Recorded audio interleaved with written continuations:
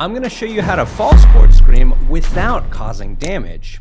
Hey, I'm David, and I struggled with false chord screaming for 4 to 5 years.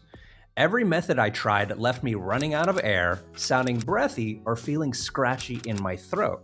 I started wondering if I even had the right voice for this, but I kept at it, fixed these problems, and finally learned to express my emotions through false chord screams.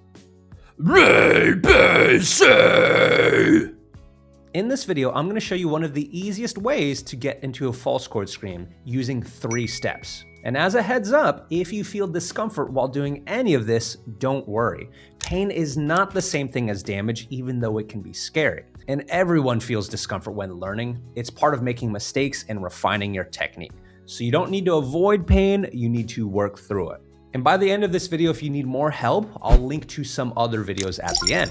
So step 1, locate your false chords. First, we need to find out where your false chords are and what they feel like. Because without this awareness, you won't know if you're actually screaming from your false chords. Because many people think they're doing false chord screams when they're really just doing a fry, oh, or making random noise.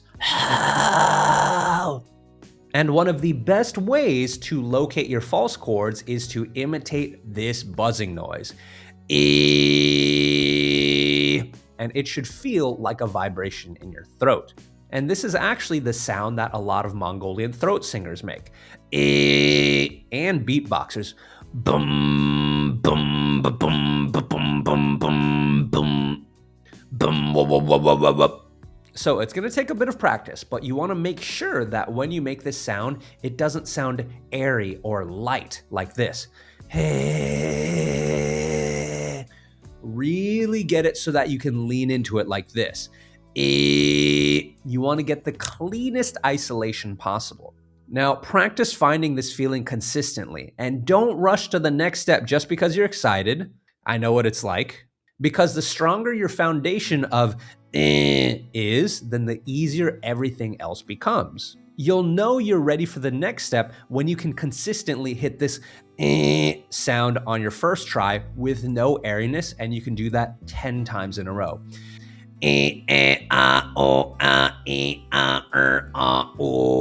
So once you can do that, you're ready for the next step, narrowing your passageway. Have you ever run out of air while trying to false chord scream? I used to have this problem constantly. And I thought that pushing harder from my stomach would fix it, but it didn't. The real problem isn't how hard you push, it's how open your throat is. So think of a balloon with a big hole in it. The air runs out fast. The same thing happens when your throat is wide open. The solution? We gotta narrow your throat while you're screaming to slow down your air loss. And one easy way to start doing this is to start by using the E vowel. So for example, try saying E, then O, just with your clean voice. E-O. Do you feel how, compared to the O vowel, the E vowel naturally just narrows your throat? Yes, that's why we want to start there. Now, combine the buzzing sound from step 1 with the E vowel. If you do this right, you'll feel your air lasting a bit longer. So, E plus equals E. You'll feel it easier to hold that longer with the E vowel compared to an O vowel. E, O. So once you narrow down the path, then you're ready for the next step. Step number 3, distort the tone.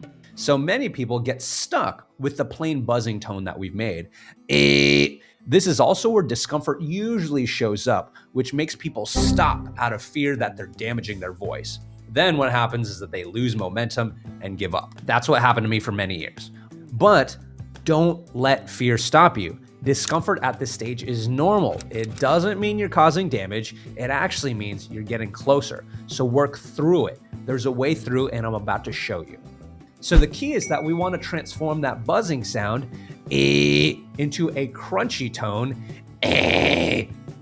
without opening up. The way to do this is by bringing the vibrations up to this nasal area. This changes how the air moves throughout your system, and it makes your false chords flap around in a different way instead of just slapping together like how they would to make this E sound. And when you get this new type of flapping, it sounds and feels way cooler. So one way to do this is to raise the back of your tongue. And you're doing it right when the buzzy sound becomes crunchy and you can hold it for 7 seconds.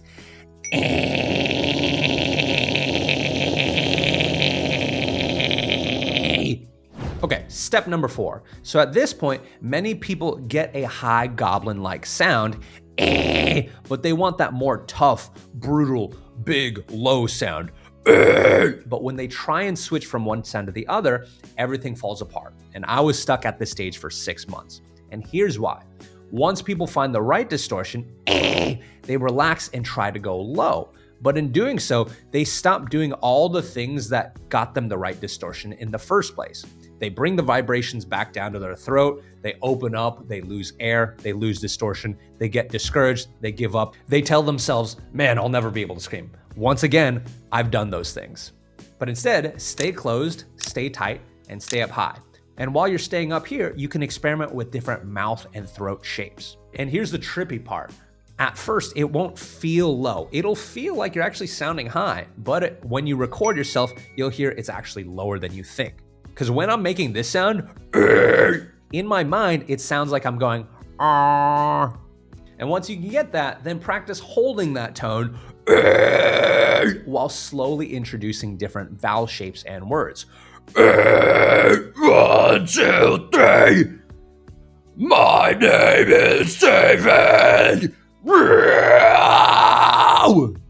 So what if you're still running out of air? What if you can't go low? What if you're feeling pain? What if you're feeling inconsistent results? These are normal challenges. I've actually made a video with deeper explanations that goes into the anatomy of things. So click the link in the description to get this video for free. You can also book a free one-on-one consultation to get personal feedback and ask questions about your screams. But you got this. I have faith in you. Let's crush it with your false chord screams. And remember, I suffered for many years learning false chord screams. None of the easy paths, none of the shortcuts work for me.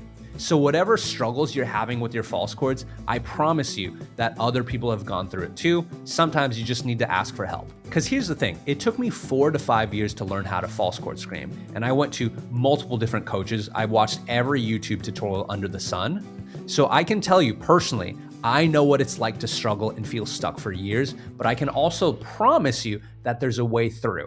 So keep at it. And once again, if you want my help, then click the link in the description. I'll see you next time. Peace.